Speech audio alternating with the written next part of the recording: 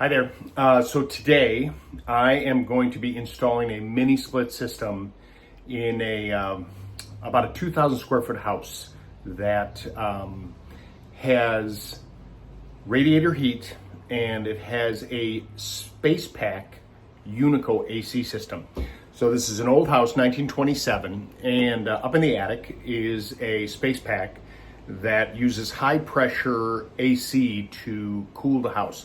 Problem is, everything's upstairs on the second floor and it's forcing it down to the first floor. And while there's plenty of vents, the first floor of this home is never quite comfortable. So what I ended up doing was purchasing a Perfect Air single unit 140 volt system.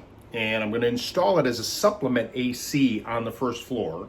And I'm going to put it on one wall. There's a little bit of sunroom here. The actual sunroom has no AC vents whatsoever. And my hope is that this supplement is going to allow the AC unit to better cool the first floor, just putting some more BTUs down here. Now, in theory, it's a simple process, right? You drill one hole, you put the cassette on the wall, you run the line sets out. I know there's lots of videos out there showing you how to do that. I'm doing this all by myself. I have done some pre-work. I had an electrician run a dedicated 20 amp circuit, which is what the unit calls for, out to the area. I put wall brackets up, and I'm hanging it on the wall, and the inverter is going to hang right there. And in theory, when I'm all done, it should look pretty good. So I'll show you what I got. This is the sunroom area, and I'm going to put the cassette right over this side window here, and it should fit just perfectly. Drill that one hole in there, and it should be that simple. Haha, says the guy that's going to do all the work. I didn't even remember what I bought. I think I said I bought a 9,000 BTU, but I ended up buying a 12,000 BTU, but it's 140 volts, so it's you don't need 240 here. You know, they give you this thing, they tell you to watch this video, which I think is super helpful. Maybe more details than you need, but I would definitely look at it. And my hope with what I'm showing you today is like down and dirty, give you a little bit of confidence, but then do your research so you know exactly what you're doing. The key is, it's supposed to be one 3-inch hole and you hook it all together. I've put different systems together and I'm like pretty confident that this is all going to work out well. We'll see how it goes by the end of the video. So there's the cassette. This is your secret sauce, the template. You want to use this as your guide for the bracket that's actually going to hold that in place. And you see the control wires there, and there'll be a whip on the back that kicks out of the hole that we're going to drill. But it all starts with this template going up first. You want to get that centered and level, tape it off, and then poke your holes for where the bracket's going to go. I want to show you on the back side. So this is the bracket, right? This is going to get mounted on the wall like this. But then there's no screws once you go to clip this thing on. Now, every manufacturer is different, but you're going to basically hook it on here like this, and then you see here these little clips right here, you're going to push it on, and that's what's going to lock it in place. I mean, this thing's not heavy at all. I mean, I'm a old man and I can lift this thing up no problem. Probably a good idea to have some help with this, but I'm a little crazy, so I'm going to try it on my own. All right, so I mentioned that I'm going to put this over this window. Now, this is a masonry home, so I've actually never drilled through these walls. My guess is I've got fur-in strips and 2 layers of brick.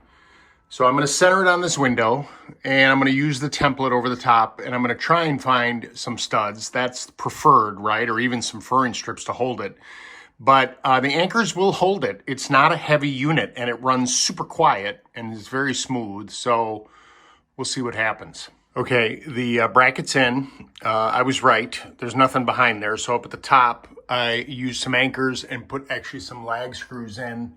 The screws they gave me were a little thin, so I wanted something a little fatter. And then I did hit something on the bottom here.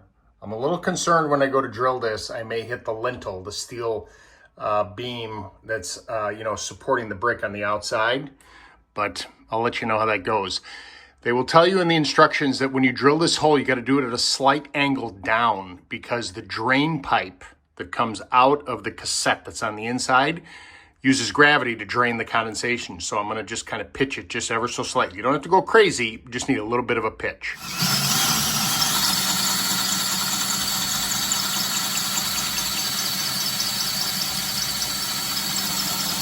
Okay, so if you're in a newer home, this is the piece of cake. Remember I said you just have to drill that one hole?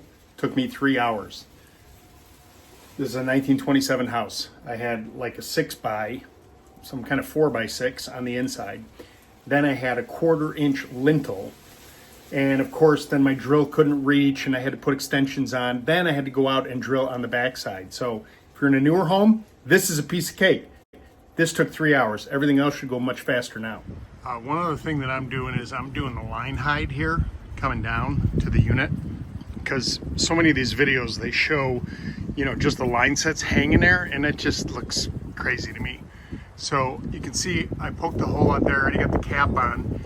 I'm gonna go ahead and make that connection now, and then follow my line hide all the way down, you know, and then cap it, and then do all the connections. And then eventually I'll paint that the color of the brick, and you won't even know it's there. So I'm gonna make the connections now.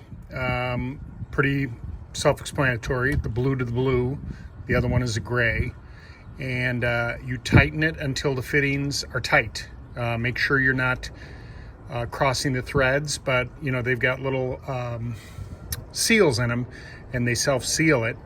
And so you start by connecting at the indoor unit first, rather.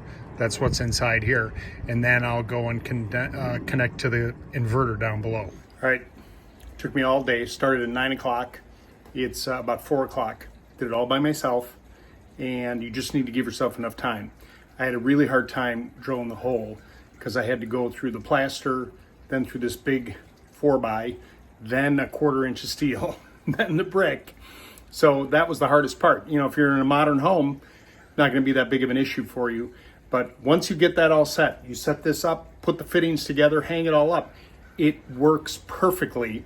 One thing I don't love is the coil up behind the condenser, you know, the inverter there. I get it, you know. I suppose, you know, you could always have an HVAC guy come and put new line sets for you and just trim it all up. But I'm telling you, if you've got a spot that is too hot or too cold and you just can't get it right, putting in one of these mini split systems is the answer. Hope this was helpful.